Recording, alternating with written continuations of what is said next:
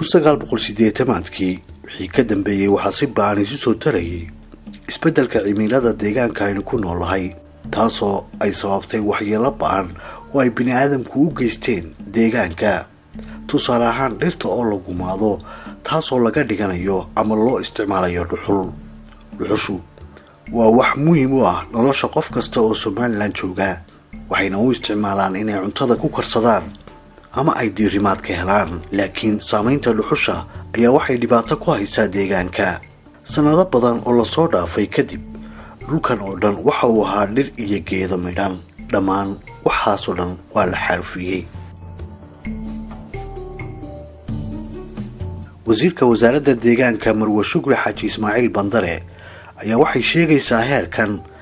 haddii ay ku sii socoto gobolka oo dhan inuu noqonayo dhul saxaara ah muddo 20 sanadood gudahooda dhirteena kaymaynu lahayn meel walba ka baxda dhirta qaar baa wadankeena uu ku ahaa hodan dhirta maanta way sii dabar go'aysaa meelo fara badan waxa bedelay garanwaaga geedka la yiraahdo meelo fara badanna waxa laayay oo dilay oo si xun u xasuuqay gacanta dadka bini'aadamka wax yeer dabadeed dhulkan waxa la waayay doona wax la harsado waxa laga xooluhu harsadaan hoos galaan banankaad aragtay xooluhu waxa laaliyo wax geedo ka baxaa ma jiraan laakiin marka ay kaynta galaan xoolaha qaarida waa geelayo riyaha intuba kaymahay ku noolin way maranayaan hadii kaynta la waayo waxaad arkaysaa geed boqolaal sanadood soo jiray oo wax yar waqti yar ku dhintay 100 sano geed ka jiray waxa jirta imaka meelo badan marka tagto iyagoo ololayaad u tagaysa haddii geedaha laga xaalufiyo dhulka ma jirto fursad ay biyuhu ku soo gaaraan dhulka kadibna waxa abuurmaya korodh dhinaca yaraanshaha biyaha dowladda Somaliland iyo wasaaradda deegaanka waxay dadaal ugu jiraan sidii ay uga hortagi lahaayeen guud ahaanba xaalufinta deegaanka agaasimaha guud ee wasaaradda deegaanka Maxamed Faarax ayaa sheegay ahmiyadda ilaalinta dhirtu ay u leedahay daryeelka deegaanka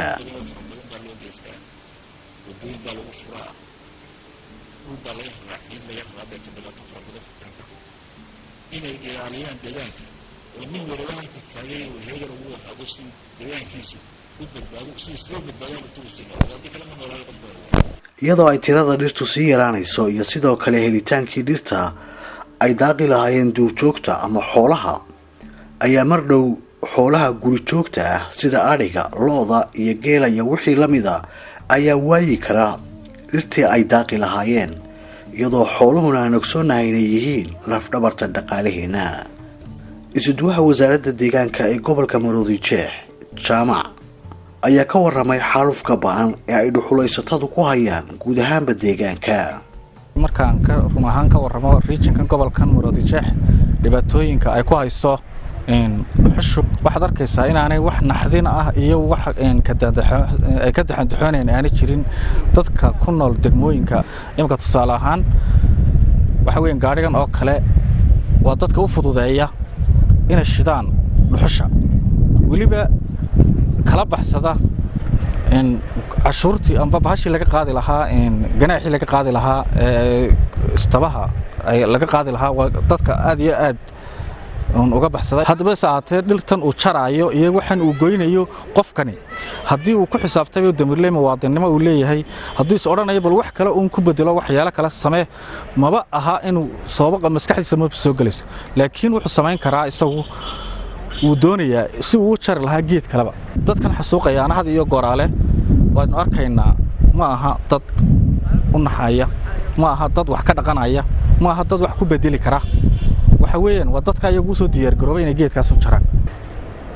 had iyo goraale dadka degmooyinka jooga waxa u fududeeya baabuurtan dhuxusha ka soo qaadaysa ee shaambooga la yiraahdo iyaga u gamaal galiya iyaga geeya saadkii u geeya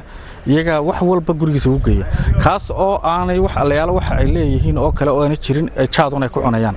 ninun baa u diyaar oo loo garaacayo qaadku buusaniga waxna iima siya dunida jaade 2,000 shilina ee laga soo siyaargeysa uu garaacaya una dabadeedna waaraad masaxan baa waagi baryaba la rarnay nimanka waaraadada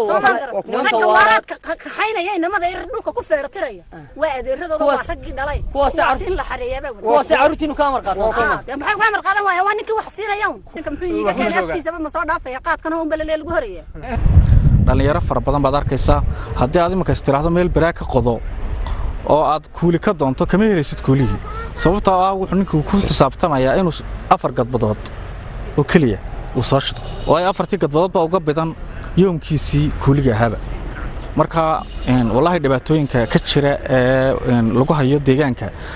aad iyo aad bay u xun yihiin haddii 10 sida lagu sii wadana 10 sano wuxuu noqon doonaa dhul lama deegaan buu noqon doonaa dhulku markaad eegto dadka dunida iyo dadkeena isticmaalka deegaanka ama si xun oo isticmaalka deegaanka dunidu dhinac markaad u eegto way naga darantay dhinac markaad u eegto way naga darantay oo dee warshadihii baa kordhay waxaa kordhay xataa heer hadda waxaa la gaaray saliidii dhulka laga soo saarayay in la iska daayo la yiraahdo baarihii waaweynaa ee soo saari jiray khudradaha iyo cuntada ha lagu bedelo saliido dhir saliido soo saara shidaalka lagu sameeyo bal qiyaas geed 50 sano jira 50 sano soo jiray markaad 5 mirir ku jarto ama 10 mirir halkaas waxaad ka garanaysaa dee geedkii gobolka ahaa haddaad beerto marka aad jartay haddaad beerto 50 sano dambaad sii sugaysaa marka waxaasoo dhan cimilada isbedelaysa waxaasoo dhan deegaankii oo sii xumaanaya waxaasoo dhanna markaa eegto bini aadamka u sababa waxaa su-aala sidee looga hortagi karaa xaalufka ba'an ee lagu hayo deegaanka muxuu yahay qorshaha ay kaga hortagayso wasaaradda deegaanku wasiirka wasaaraddaasi marwo shukri xaaji ismaaciil bandare ayaa ka waramaysa qorshe sanadeedka wasaaradda horumarinta deegaanka maanta waxaa lagu marmarsoonayaa dhuxushii 100% ayaynu shidanaanba 98% dad yar baa shita waxyaabaha kale Somaliland maanta uma noqonayso marmarsiyo uma noqonayso wax kale oo lagu bedelaa ma jira waxa lagu bedeli karayo waxyaabo badan waynu ognahay some gas baa jirta gaasta biyaha ah ee infeksiyada ku shidan oo kale shoolada lagu shidan karayo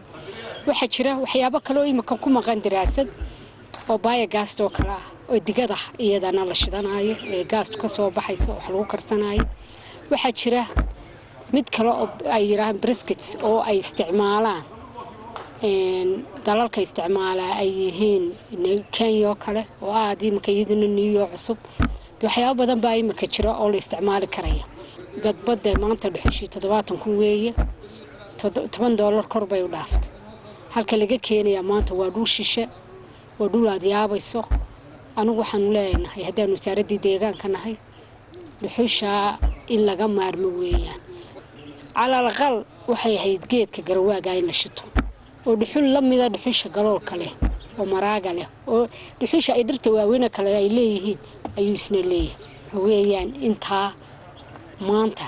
tijaabada aynu ku wadno ummadoo dhan isugu timaado oo ay shitaan